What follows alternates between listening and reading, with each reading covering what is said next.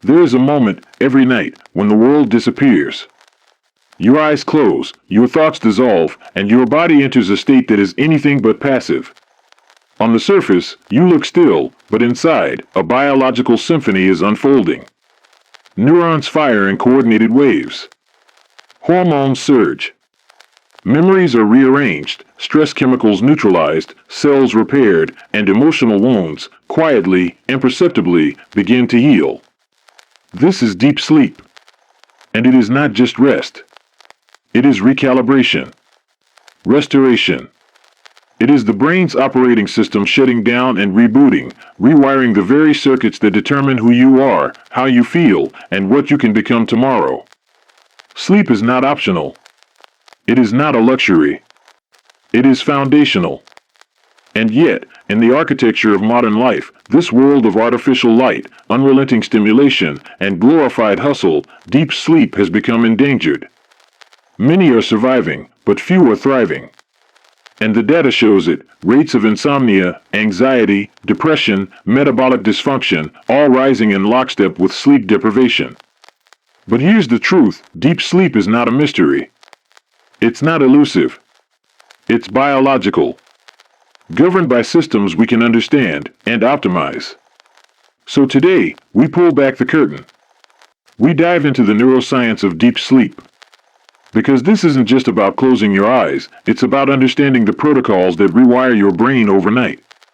Let's begin with a simple but powerful principle. Your brain is a prediction machine. Every second of every day, it is absorbing data from your environment and your body, light levels, temperature, meal timing, movement, and using that data to decide when to initiate the sleep cascade. And that decision hinges on two core systems, the circadian rhythm and the sleep homeostat. The circadian rhythm is your internal 24-hour clock. It sits deep in the brain, inside the suprachiasmatic nucleus, a bundle of 20,000 neurons in the hypothalamus, and it is set, primarily, by light. When light hits your eyes in the morning, especially blue light in the 460 to 480 nanometers wavelength range, it triggers a cascade, cortisol rises, alertness increases, and melatonin, your sleep hormone, is suppressed. Your clock starts ticking. But here's the catch, the same system works in reverse. If you're exposed to bright artificial light at night, phone screens, overhead LEDs, TV, your brain interprets it as daytime. Melatonin production is blocked. Sleep onset is delayed. And the deep stages of sleep, those restorative delta wave states, are reduced. So if you want to rewire your sleep, you must begin with light. Morning light exposure within 30 to 60 minutes of waking anchors your circadian rhythm. Just 5 to 10 minutes of natural sunlight can trigger the neural circuits that tell your brain the day has begun. And in the evening, reducing artificial light, especially in the hour before bed, allows melatonin to rise, setting the stage for deep sleep. This is not theory. It is neurobiology. It is the retina talking to the hypothalamus signaling the pineal gland secreting melatonin. You are not trying to fall asleep, you are guiding a sequence that has been refined over millions of years of evolution. But light is only one piece. The second core system is sleep homeostasis, the accumulation of a molecule called adenosine. Every hour you're awake, adenosine builds up in your brain. It binds to receptors that increase your drive to sleep. It's what makes you feel that wave of heaviness in the evening. And during deep sleep, adenosine is flushed out, resetting your system. Now here's where it gets interesting. Caffeine works by blocking those adenosine receptors. That's why it can keep you awake. It tricks the brain into thinking it's not tired. But the adenosine doesn't disappear. It continues to accumulate. So when the caffeine wears off, the crash feels even more intense. To protect your deep sleep, caffeine must be timed strategically. Because even if you fall asleep after a late coffee, research shows the depth and quality of your sleep can be dramatically reduced. The half-life of caffeine is about 5 to 6 hours, but for some, it can linger even longer. A good rule? Cut caffeine intake at least 8 to 10 hours before bed. And if you rely on caffeine to wake up, the problem may not be in your morning, it may be in your night. But we go deeper still. Let's talk about temperature, a silent but powerful cue that shapes the onset and quality of deep sleep. For sleep to begin, your core body temperature must drop by about 1 degree Celsius. That means your body is actively cooling itself, redirecting blood flow to the skin, slowing metabolic activity, triggering changes in brainwave patterns. This is why warm showers before bed often help. They create a paradoxical effect, heating the skin, which causes vasodilation and allows your core temperature to drop more rapidly afterward. And it's why sleeping in a cool room, ideally between 60 and 67 degrees Fahrenheit, supports deeper, more consolidated sleep. Even the way you use blankets, clothing, and ambient airflow can influence these thermal gradients. You're not just trying to get comfortable, you're signaling to your brain it's time to descend into the deeper stages. These deeper stages matter. Deep sleep, also known as slow-wave sleep or stage N3, is where the brain engages in a process called lymphatic clearance. It's like a wash cycle. Cerebrospinal fluid flows through the brain's interstitial space, removing metabolic waste, including proteins like beta amyloid, which are associated with neurodegenerative diseases like Alzheimer's. Think about that. Every night, your brain is performing maintenance, clearing out the debris of waking life. But this only happens during deep sleep. And without it, your brain becomes clogged, mentally, emotionally, neurologically. This isn't just about feeling tired. It's about cognitive decline. It's about emotional instability. It's about accelerated aging. Deep sleep is not a passive state, it's active restoration. So how do we go deeper, more often? Beyond light, caffeine, and temperature, we have the power of timing. Sleep regularity, the consistency of when you go to bed and wake up, is one of the strongest predictors of sleep quality. Why? Because the circadian system thrives on rhythm. When you vary your sleep times, staying up late on weekends, sleeping in irregularly, you induce what scientists call social jet lag. Your brain experiences it like flying across time zones without ever leaving your bed. To reclaim deep sleep, aim for consistency. Go to bed and wake up within the same 30 to 60-minute window, even on weekends. It's not about being rigid, it's about building reliability into the most fundamental process your body knows. And then, we must talk about mindset. Because for many, the greatest barrier to deep sleep is not physical, it's psychological. Racing thoughts, anticipation, rumination. These mental loops activate the default mode network, a set of brain regions that light up when we're thinking about the past, the future, ourselves. And unfortunately, the default mode network is anti-sleep.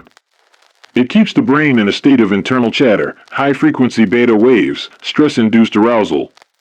But this, too, can be trained. Breathwork.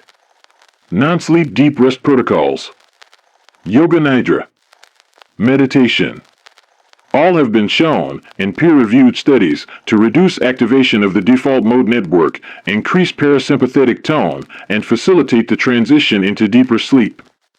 This is not just relaxation. It's neurological downshifting. And this is where we begin to harness the full spectrum of neuroscience to turn knowledge into power, data into behavior, and protocols into transformation. But here's where the science becomes truly empowering. Your brain is not a passive passenger on the train to sleep. It is the conductor. And you, through your behaviors and protocols, can influence the rhythm, the pace, and the route. One of the most powerful tools at your disposal is temperature, both internal and external. Most people don't realize that a drop in core body temperature is not just correlated with sleep onset, it's required for it. That's why we tend to feel sleepy in cooler environments and struggle to fall asleep in a warm room. But here's the twist. The best way to cool your core is paradoxically by heating your extremities. When you take a warm shower or immerse your feet in warm water 60 to 90 minutes before bed, your blood vessels dilate. This increases blood flow to your hands and feet, which, in turn, allows your body to offload internal heat. Core temperature drops. And sleep arrives like a tide rushing in. That's also why timing your exercise matters. Intense physical activity raises your body temperature and spikes alertness-promoting hormones like cortisol and adrenaline. which is great if it's done earlier in the day. But late evening workouts can interfere with this thermoregulatory process and delay your sleep window, not because exercise is bad, but because timing it wrong disrupts your biological cascade. Now, we move deeper into the realm of autonomic balance. Your nervous system operates in two gears, sympathetic, which is high alert, and parasympathetic, which is rest and digest. Sleep only thrives in the latter. So your goal, every night, is to downshift. How? Breathwork. Slowing your breathing to 6 breaths per minute, a technique often called physiological size, activates the vagus nerve, reduces heart rate variability, and triggers a cascade of parasympathetic dominance. It's one of the few ways we can consciously influence our unconscious biology. And it works. Stack this with behavioral wind-down cues. Dimming lights an hour before bed. Cutting off caffeine at least 8 to 10 hours prior. Using blue light blockers or software filters in the evening. These aren't hacks, they're cues to your suprachiasmatic nucleus that darkness is arriving, that melatonin release is safe, that the gates to sleep can open. Even your posture after dinner matters. Lying flat can promote reflux and impair digestion, which impacts sleep. Sitting upright for a while, engaging in low-stimulation activities like reading fiction or journaling, tells your nervous system the day's intensity is fading. You are preparing to enter a different physiological reality, one where the outside world dims and the inner world takes over. This leads us to perhaps the most overlooked component of sleep quality, your mindset around it. Sleep is not a performance. It cannot be forced. The more you chase it, the more it escapes you. But your relationship with sleep, whether it's riddled with anxiety or grounded in trust, actually shapes your brain's arousal levels. The prefrontal cortex, when overly focused on sleep failure, can keep the amygdala alert. And you stay awake, not from insomnia, but from hyper-awareness. This is where cognitive reappraisal becomes powerful. You tell yourself, even resting with my eyes closed, my body is healing. My brain is replenishing neurotransmitters.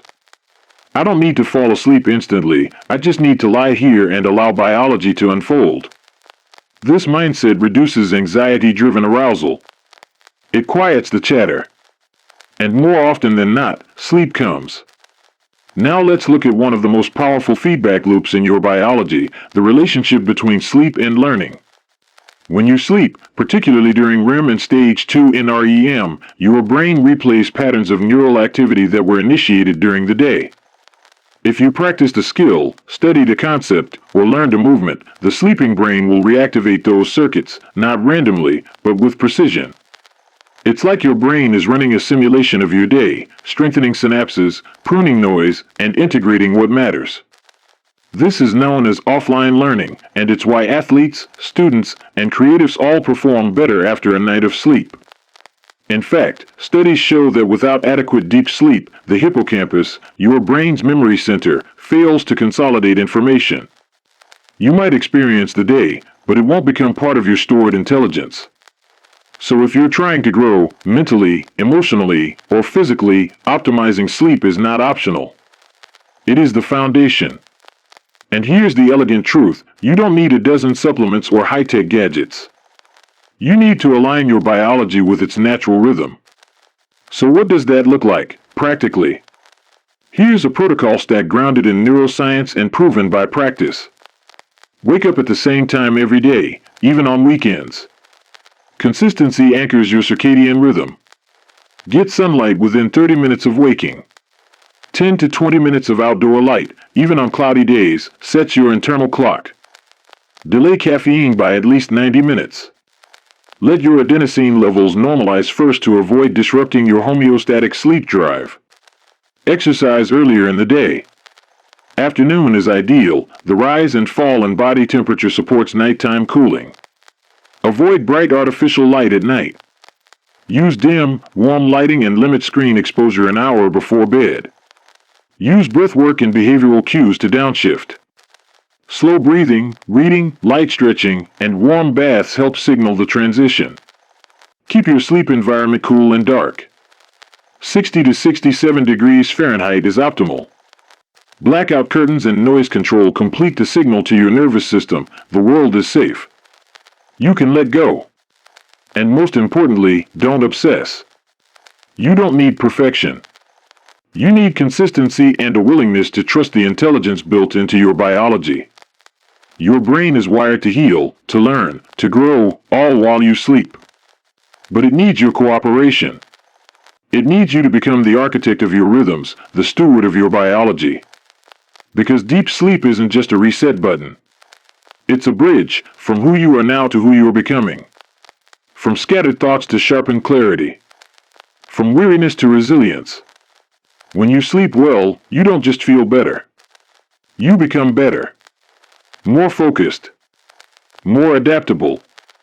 More alive. So tonight, don't chase sleep. Invite it. Prepare for it with intention. Align your environment, your behaviors, your biology, and then let go. Because the most powerful transformation of your life might not come from grinding harder, learning faster, or pushing more. It might come from mastering the art of surrender every night and letting your brain do what it was built to do. Rewire itself. In the dark. In silence. In deep sleep.